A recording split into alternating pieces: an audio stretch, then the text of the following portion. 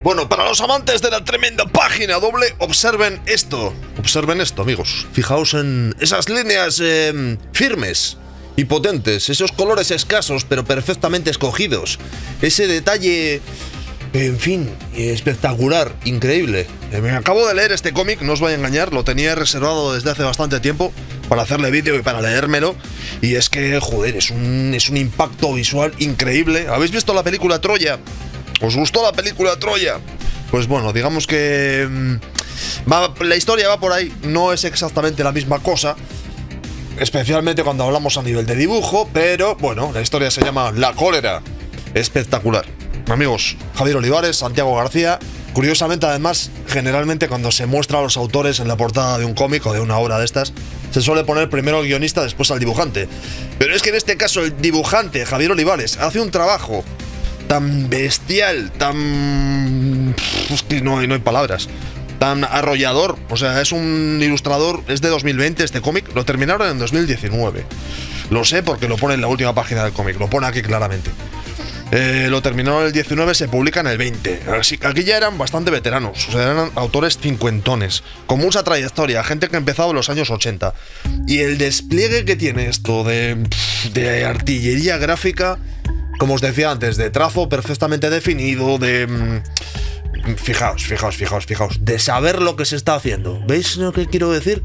Es que es bestial. Esto es NBA, esto es primera división, o sea, esto es cómic del bueno. O sea, esto no es en plan, es un cómic español y tal, no. Esto es cómic de primera división mundial. O sea, bestial, un cómic muy bueno, tíos. Y además me llama mucho la atención porque es que, joder, este mismo equipo creativo del cual estamos hojeando algunas páginas hizo unos cuantos años antes, en el 2015, un cómic llamado Las Meninas, que fue premio nacional del cómic y que se publicó en Estados Unidos, lo publicó Fantagraphics y fue nominado a un Eisner. Quiero decir, es un equipo creativo que funciona, que está asentado internacionalmente y que ha tenido un reconocimiento y demás.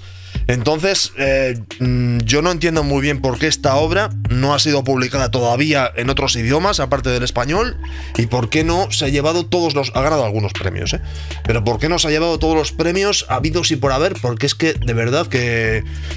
En fin, me hace tener muchas dudas sobre el cómic español y sobre el cómic europeo en general y demás, porque ya os digo, es que es sensacional. En fin, tiene una factura sensacional. Pero bueno, dejo de desvariar. Empezamos a hablar un poco. ¡Biblioteca! hablo como un comentarista de lucha libre, ¿os habéis dado cuenta, no? Que de vez en cuando me da por ahí. Es como tremenda biblioteca con las dos piernas en el rostro del luchador ensangrentado. Nah, biblioteca, amigos míos. Acudid a la biblioteca de vuestra ciudad, siempre lo digo, siempre lo diré, porque, joder, ya que me dan los cómics, ya que me dejan estos cómics para hacer vídeos, pues de alguna forma tengo que agradecer un poco, ¿no? De la biblioteca de vuestra ciudad seguro que hay algo que os gusta, amigos. Si no es una novela, es un cómic, si no es un libro de fotografía, si no es un libro de recetas o si no es una biblia. Pero seguro que hay algo que os puede gustar. Echad un ojo en la biblioteca, que ahí hay cosas buenas, y encima esos kilos de papel no van a la estantería de vuestra casa y no a vuestras espaldas maltrechas y doloridas cuando tengáis que mudaros. Ya está, o sea, esto es un argumento ganador. Sí, esto que estáis viendo es una página... ¡Oh, qué página, amigos!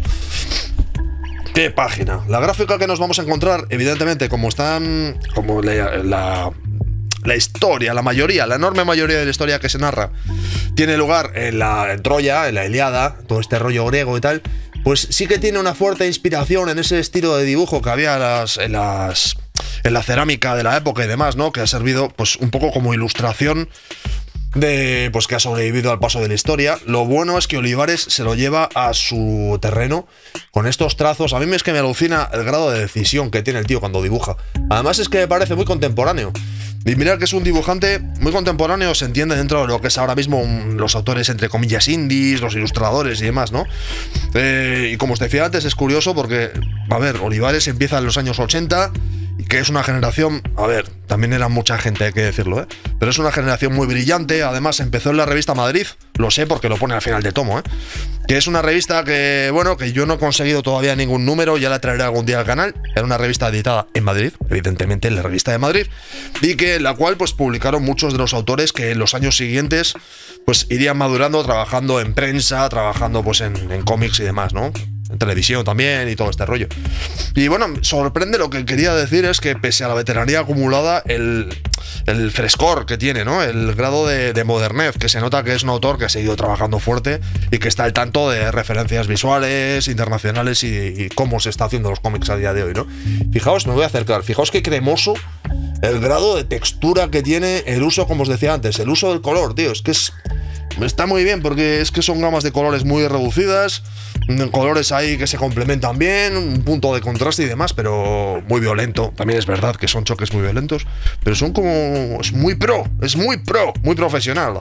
Bueno, la historia, vamos a por la historia. Este es un cómic que está guapo porque es medio cómic, medio libro de ilustración. Realmente. A ver, es un cómic porque tiene, ¿vale? Porque tiene cuadros de diálogo y la gente habla y tiene viñetas, pero no en todo el cómic. Cuando les apetece narrar mediante ilustraciones y mediante páginas dobles, así a modo de panorámicas, lo hacen así y la cosa funciona increíble, increíble. Bueno, estamos en Troya. Sí, amigos, estamos en Troya. Ya conocéis la historia porque habéis visto a Brad Pitt mamadísimo en la película. Y si no, ya conocéis la historia porque está súper contada en otros lugares. Llevamos 10 años de asedio. Los troyanos están ahí detrás de unos muros que no hay Dios que los tire. Y un dibujante fantástico se dedica a narrarnos con viñetas pues que está habiendo un ataque furioso. Mirad qué acabados tiene. ¿Sabéis de qué cómic me estaba acordando mucho mientras ojeaba este? De Asterios Polyp, que no tiene nada que ver temáticamente con este cómic, de David Mazzucchelli. Asterios Polyp es un cómic que va de un arquitecto, ya lo veremos por aquí. Es un cómic que la prensa habitualmente suele poner en el top de cómics que tienes que leer antes de morir, en plan de, los 50 mejores cómics de la historia, y te plantan Asterios Polyp, te plantan Maus, te plantan, bueno, un montón de clásicos, ¿no? Y me he acordado porque ese rollo ahí moderno, yankee, con esas líneas tan rectilíneas, ese acabado aparentemente minimalista, pero bien acabado, es como que sí que tiene los puntos en común, pero es que este cómic me parece mejor que Asterios Polyp. Sigo diciendo que no entiendo por qué este cómic no ha salido del español. No sé si están en proceso de hacerlo o no lo sé. El tema es que fijaos qué tremenda página doble. Ni Rob Liefeld ni nadie. Mirad ahí, tenemos ahí al guerrero Myrmidona. Sigo hablando como un comentarista de lucha libre, joder. Pues eso, que están atacando. Mirad qué guapo, ¿eh? Mirad qué bien. Es que, joder, a veces esto es muy de ilustrador, más que de dibujante de cómic. Ya sabéis que parte de la gracia, de la magia, ¿no?, que tiene la ilustración es ser capaz de describir algo, ser capaz de explicar gráficamente algo, utilizando todos los elementos a tu disposición, pero cuantos menos uses mejor, porque así menos te matas en la página. No se trata de ser vago, sino de ser efectivo con pocos recursos, ¿no? Entonces fijaos cómo esta composición, si lo piensas en términos abstractos, tienes una línea diagonal aquí que corta la parte superior, tienes otra pequeña sección abajo y en medio el guerrero. Se ven aquí los escudos de los guerreros que están como esperando recibir el impacto, se ve adelantándose al guerrero y detrás los que le siguen. O sea, la secuencia es muy elocuente, digamos, se entiende perfectamente que va a haber un choque súper potente y bueno, pues aquí tenemos a los guerreros que son como estatuas impenetrables. Fíjate, Olivares a mí me parece que podría hacer un Hellboy, lo digo por llevarlo a un terreno un poco más mainstream y que lo conozcamos todos, ¿eh? A mí me parece que Olivares podría hacer una historia de Hellboy que se te cae la baba. Bueno, eso, fijaos, los guerreros con sus escudos se plantean como pues eso, como una fuerza inamovible, ¿no? Y bueno, la batalla es increíble. La secuencia de la batalla, mirad Dios, qué buenos recursos tiene este cabrón, ¿eh? Una vez más, los dos ejes, los dos colores que representan las dos cosas antagónicas, el guerrero que encabeza. Llega el momento del choque. El momento del choque, fijaos, qué elegancia. O sea, lo que hace es mostrar que las pequeñas peleas individuales que van formando la batalla, pero los guerreros se entrecruzan. O sea, aquí no vemos gore, por ejemplo, no vemos espadas atravesando, no vemos las lanzas atravesando enemigos, no vemos el chorretón de sangre, sino que prácticamente es como si fuesen, fijaos, como si fuesen dos imágenes o dos composiciones superpuestas. Esto genera un efecto de dinamismo bestial, genera un efecto también de confusión, pero confusión en el buen sentido, porque evidentemente una batalla es confusa. Y fijaos que se insiste, esto ya nos lleva incluso, vamos, a referencias pictóricas casi de vanguardia, ¿no? Claro, nos vamos al siglo XX, pero bueno. Fijaos qué interesante queda, el resultado prácticamente queda como un cuadro. Esta podría ser una ilustración que podría estar en la pared y funcionaría perfectamente.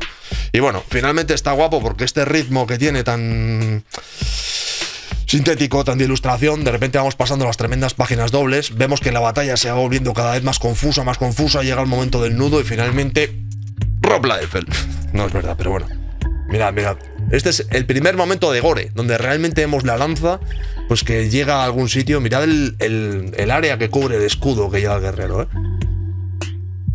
Mirad qué guapo, es que es guapísimo. Y además es que también, a ver, igual esto es paja mental mía, pero en muchos momentos este uso que tiene de las formas planas y de la batalla y de este rollo como de monstruosidad desordenada y todo este tema, a veces me recuerda también un punto Guernica, ¿sabéis? Que eso lo volveremos a ver en alguna página. Bueno, mirad esto, ¿eh? Joder, es que en serio es muy bueno, ¿eh? Es que es muy bueno, tíos. Pasamos la página. Mirad, la referencia que decía antes al Guernica. ¿No veis ahí cosas? ¿Vosotros no veis cosas como yo? Igual es paja mental mía, ¿eh? Pero yo veo ahí que hay cosas. Aquí hay cosas pasando. Y una vez más, fantástico. O sea, la diagonal, el color frío, el color caliente, la sensación esta de agotamiento, ¿no? Al acabarse la batalla. Fijaos que las anatomías son un poco lo que decida el dibujante. O sea, no es en plan naturalista, voy a dibujar perfecto cada músculo, pero voy a dibujarlo como me dé la gana conociéndolo. Y eso hace que funcione. Mirad qué guapo. Los cuervos, los cuervos, sí.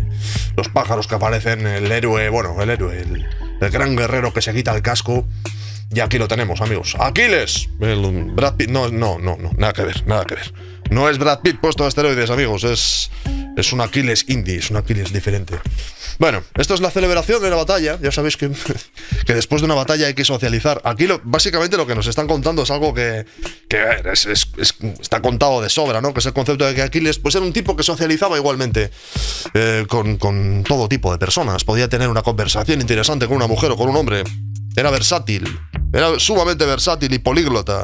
De aquí pues le vemos con una amiga, conversando sobre filosofía, hablando de matemáticas con un amigo, teniendo una conversación común alrededor de una botella de vino, al respecto de política y a dónde nos está llevando pues la economía actual. Mirad los trazos, da gusto verlos, tíos. Esta secuencia es que es épica. Es interesante y muy importante en la historia el concepto de lo que os decía, de que por un lado nos han descrito a Aquiles, esto ya lo sabemos todos, como ese guerrero ahí que rompe en mitad de una batalla terrible y que es capaz de la mayor de las violencias. Esta página es espectacular. Y después el concepto de que, pues eso, que es capaz de, ¿vale? Que bueno, que tiene una personalidad relativamente ambigua. Digo relativamente por no sé por qué, no, ambigua, lo dejamos así, ¿vale? Vale. Sí que hay aquí una cosa que no es tan habitual en las adaptaciones que hay de la historia y todo este tema. Mirad qué expresionismo más crudo. Que es el tema de las enfermedades. Claro, en Troya parece como que las cosas suceden de una manera muy secuencial. Cuando nos cuenta la historia o hemos visto la película en su momento, lo que fuese, parece que de repente fue en plan, se plantaron delante de la fortaleza, atacaron la fortaleza y se acabó, ¿no? Pero claro, fueron 10 años de asedio. Entonces en esos 10 años murieron muchísimos guerreros que quedaban fuera del área de la ciudad, se iban apilando y aquí se nos habla de que había una plaga, ¿no? Que había una enfermedad, que tenían que estar pues en medio de la ausencia de comida, con los hombres enfermos viviendo fuera de la ciudad y demás. Y este que veis aquí pues es Ulises. Yes. Que llega a hablar con el guerrero, le dice, tío, eres un zafio asesino y te estás dedicando aquí a socializar con todo tipo de géneros mientras nuestros hombres mueren y vemos que Aquiles pues que es un personaje, bueno, en el fondo se la pela todo bastante, ¿no? Que eso ya lo conocíamos y vemos el conflicto. Se nos presenta a Ulises como un tipo ahí atormentado. Es un poco, a Ulises se nos presenta un poco como una especie como de idea del político moderno, ¿no? A ver, voy a extenderme un poco. El político es un poco el encantador de serpientes, incluso vamos a ponernos en la piel del buen político, que no sé si existe eso, por cierto. Es alguien que tiene que estar constantemente equilibrando el mal menor para que las cosas más o menos se resuelvan, ¿no? Y tiene que estar hablando con unos, con otros, negociando, comiéndose un poco los egos de todos los implicados para que las cosas se hagan. Y Ulises aquí es como esa persona que está en medio de todo, que se siente ahí hecho polvo y que está constantemente diciendo yo quiero volver a mi casa. El vídeo se va a hacer muy largo, o sea que voy a tener que acelerar bastante. Vale, aquí hay una parte muy interesante, ahora sí. Hay una parte muy interesante de la historia, que esto no es tan habitual, que se nos habla de que Aquiles, originalmente era una niña. No es que fuese una niña, es que era un niño que vivía como una niña. Que tenía, pues eso, que tenía una vida de niña. Esto tiene sentido porque hay un relato, no es de, digamos que no perteneciente a la Ilíada, pero sí más o menos canon, porque es de esta época, en el cual se habla de que Aquiles se disfrazó de mujer para no ir al conflicto, para no participar en el conflicto bélico, y se creó una personalidad llamada Pirra. Aquiles pues tenía una personalidad de mujer llamada Pirra, bajo la cual se estaba escondiendo, ¿no? Aquí se juega un poco con ese concepto de la personalidad de mujer de Aquiles, y se nos cuenta que Aquiles se convirtió en un hombre y en un super guerrero y en un berserker absoluto porque le obligaron a salir de la vida que llevaba tranquilo como una niña. Él era un niño-niña que vivía ahí con sus amigas y que, bueno, pues que vivían medio en pelotas y se dedicaban a la filosofía y al vino y a disfrutar de los pequeños placeres, pero entonces la guerra convirtió a este tipo en Arnold Schwarzenegger. Y en un killer, y en un destructor. Es interesante porque se estará bastante en esto. Es uno de los puntos fuertes de este cómic, ¿eh? Vale, aparte de las páginas, las voy a ir pasando para que las veáis. Pero es que es una pasada. Que ya sé que no estoy siendo muy amplio en mi cantidad de adjetivos para describir este cómic, pero es que, joder, se nota que tiene un tiempo dedicado, se nota que el artista estuvo en su estudio elaborando cada imagen con tranquilidad, cocinándola con tiempo. Mira qué buenas las escenas, ¿eh? Claro, aquí se nos está hablando, hay una idea alrededor de este cómic muy interesante alrededor del paso del tiempo. Se habla mucho del tiempo, de los legados que tendrán las cosas en un futuro, de lo que sucede mientras los guerreros están peleando, la gente normal está haciendo su vida. Vale, va pasando el tiempo, hay gente que cosecha, hay gente que, vale, que está por allí, es increíble estos dibujos. Y dentro de ese arco de la vida es como que veis, mirad qué bueno esto. Estos son los lobos atacando a... Son lobos, ¿no? O son leones, ¿qué es esto? Bueno, las fieras atacando ahí a un toro, una vaca. Pues, vamos, increíble. Aquí vemos también el templo, con esto supongo que serán las que están ahí hablando del futuro y demás. Mirad, ¿veis lo que os decía antes de que es a veces un cómic, a veces un libro de ilustración? Este es brutal. El guerrero con el escudo, pero dentro del escudo descubrimos las formas que nos hablan de la ciudad, los muros, el mar que tiene detrás, vemos la llama de fondo y entendemos que vamos a estar en otra tremenda batalla. Épico. Mirad esta secuencia, ¿eh? El guerrero, las flechas, las llamas. Detalle, nos acercamos al guerrero, vemos las llamas de fondo, o sea, la temperatura sube bestialmente. Otro plano, directamente, impacto absolutamente máximo. Y aquí es un poco como el final de la batalla, ¿no? Es gracioso también porque luego cuando, extrañamente, es como que a veces tiene un tono muy... A veces tiene un tono muy solemne el cómic, pero a veces de repente tenemos secuencias en las cuales los personajes hablan y hablan de una manera casi como si fuesen de ahora. Como si fuesen personas normales y corrientes que viviesen en el presente, ¿no? Interesante, ya os digo, ¿eh? Bueno, a ver, os voy a contar un par de detalles importantes de este cómic y de esta novela gráfica y ya dejo de seguir porque si no se va a hacer muy largo el vídeo, ¿no? Conocéis la historia de Troya, todos sabéis de qué va esto. Aquiles es un guerrero que era el mejor, era el number one de los que estaban intentando conquistar Troya, pero en un momento dado Agamenón, que era el líder de la asociación, digamos, que estaba atacando, pues le ofende, ¿vale? Y Aquiles dice, no, pues no voy a luchar para este rey porque me has ofendido. Y a partir de ahí se trata un poco de cómo intentan conseguir que Aquiles vuelva a la batalla, porque sin él es evidente que no van a poder ganar. Eso lo sabéis, las conocéis todos y no, pues os lo acabo de contar, amigos. Vale, el tema está en que lo que sucede en la historia originalmente es que hay un evento que implica a una persona que él quiere, que muere, y en venganza él finalmente acaba reincorporándose a la batalla y ahí es donde sucede realmente el evento máximo, que es la batalla, destrucción, masacre. Bien, en este caso hay un momento que rompe... Joder, es que no sé si contarlo porque si no os voy a destrozar el cómic. Digamos que hay un evento que rompe la lectura. Cuando ya Aquiles ha decidido que no va a pelear y están masacrando a los griegos, bueno, todos son griegos, ¿no? Pero bueno, están masacrando a los invasores. Hay un momento en el cual Aquiles se marcha a dormir y tiene un sueño. Mirad que es increíble, es increíble. Esta es la secuencia en la cual se está quedando dormido, vemos ahí los humos y demás, el interior de su, increíble, el interior de su tienda. Y aquí es como que alguien le llama, ¿no? En sueños, vemos que desde sueños como que alguien le atrae al interior de una cueva a sumergirse en una especie como de océano. Fijaos el color verde, que no ha aparecido, este color verde así poderoso, no ha aparecido en el cómic hasta ahora. Que está muy bien. Y aquí de pronto... mirad qué bonito, una vez más. De pronto, ¿habéis visto? Se nos da la vuelta al cómic y se convierte en un manga. De pronto le damos la vuelta. La personalidad de Ulises, Ulises, madre mía, de Aquiles, perdón, amigos. La personalidad de Aquiles como que se da la vuelta y vuelve a mostrársenos en su personalidad femenina, es decir, la que os había dicho antes de perra, y el cómic empieza a leerse hacia atrás como si fuese un manga. Aquí, esto no os lo quiero contar exactamente, pero digamos que de repente saltamos al mundo moderno. El sueño de Aquiles es un salto al mundo moderno en el cual se nos va a hacer... Bueno, lo voy a dejar así. Se cuenta una historia, se cuenta una parte muy importante de la historia, ¿vale? Bueno, y en reacción... Esto es que no os lo voy a contar porque eso sí que sería haceros un spoiler que no quiero haceros. Y en reacción a esto, pues digamos que es cuando ya se suceden los acontecimientos de la historia que conocemos... ¿Vale? Que es eso, que al final Troya acabará cayendo y demás. Y aquí sí que se nos abre una especie de reflexión final. Curioso, porque no suele ser así. Que es a través de Ulises. Una vez que se ha acabado el tema de la conquista de Troya y la destrucción, a través de los ojos de Ulises, vivimos con él su retorno. Vosotros ya sabéis que el retorno de Troya de Ulises, pues es otra parte enorme de aventuras y de mitos, ¿no? Digamos que vemos a través de sus ojos el cansancio, ¿no? Por haber tenido que vivir todo este tipo de... En el fondo son aventuras, pero no son aventuras, porque son desgracias, masacres, guerras, conflictos. Y se nos habla como un poco desde la muerte. De hecho, además, vuelvo al Guernica. En serio, ya sé que soy un pesado, pero es que, mirad, es gráfica poderosa, muchísima línea, alegorías bélicas... ¿Vale? O sea, es que no me lo estoy inventando, no me lo estoy sacando de la manga.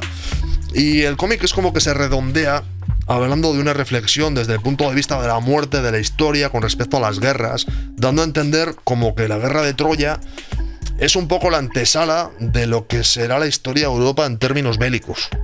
O sea, es muy bien, bien dicho, amigos. Eso es lo mejor que podía decir. Está muy bien redondeado, es lo que quiero decir. Es como un círculo que se cierra magníficamente y la historia la terminas y dices, sí señor, me has contado cosas. Que suena muy estúpido hecho así, pero no, en serio, la historia es muy redonda, la gráfica fantástica, no sé. También me recuerda, lo que pasa es que por cuestión de tiempo, pues es como difícil, ¿no? Me recuerda también algunas de las cosas que ha hecho David Rubin, por ejemplo, en tiempos más o menos recientes, pero bueno, en este caso Olivares precede a Rubin. Y Rubin, si no me equivoco, hizo Beowulf con el mismo guionista, con Santiago García, así que sí que hay una cierta conexión y además no sé si están publicados por Astiberri, que es el mismo sello que publica este cómic. En todo caso, este cómic, en serio, vuelvo a repetirlo, primera división, NBA, primera fila, All Star, quinteto ideal, top. O sea, me parece un cómic del cual no se ha hablado lo suficiente, no se reivindica al nivel que necesita reivindicarse y que no sé si con el tiempo acabará teniendo más sitio, porque es que me parece un despliegue de potencia. A nivel gráfico y a nivel de ideas, a nivel de guión y de ideas está muy bien, es muy sólido, es muy coherente. Pero sobre todo a nivel gráfico me parece que es como, ¿qué narices hace esto en España? Un poco mi pensamiento es decir, esto, a ver, que genial que lo veamos aquí en España y en español, pero este tipo de cómics, o sea, en Estados Unidos se están publicando como obras maestras cómics tremendamente peores que este. A ver, dicho así rápido y mal. En fin, ¿qué os ha parecido? Es un tipo de cómic diferente. A ver, últimamente habíamos visto mucho cómic USA. No está mal ver un tipo de obra así más independiente y más de ilustrador, ¿no? Que eso es, yo creo que a mí es como una espinita que tengo clavada también, hablar de cosas que no sean tan cómic. Ya veremos, ya hablaremos en un futuro de ver cómo puedo resolver esto. Tengo algunas ideas, pero bueno, veremos. ¿Qué os ha parecido? ¿Os ha gustado? ¿No os ha gustado? ¿Lo he hecho bien? ¿Lo he hecho mal? En este caso no he hablado mucho porque es que las ilustraciones me estaban robando todo tipo de expresión que pudiese hacer. ¿Tenéis sugerencias de cómics que podamos ver en un futuro? ¿Se os ocurren cómics que puedan encajar con este tipo de temáticas también? Sugerencias, chistes, ideas, comentarios, ponedmelo ahí en la casilla de comentarios, que ya sabéis que es la zona donde tiene vida el canal. Es el río de sangre bombeada por un corazón deseoso de aventuras. Parece que ChatGPT me está diciendo lo que tengo que decir en plan súper random, pero no. Mirad. mucha potencia. En fin, suscribíos, que es lo que siempre se dice en los canales de YouTube, así que si lo dice todo el mundo, ¿por qué no lo voy a decir yo? Ponedme me gusta, porque sí, es gratis y me gusta. Un dedo para arriba siempre está bien, pero el dedo para abajo. ¡Oh, el dedo para abajo! Largo de aquí. No te quiero dedo para abajo, solo para arriba. En fin, y comparte, que seguro que hay gente que está necesitada de héroes de acción, que luego, en su vida íntima, pues ejercen otro tipo de acción, ¿sabéis? Sí, a lo que me refiero. En fin, muy buen cómic, amigos. Necesito 2 palabras para despedirnos que van a ser... ¿cuáles van a ser? Brad Pitt. Venga, va. Brad Pitt.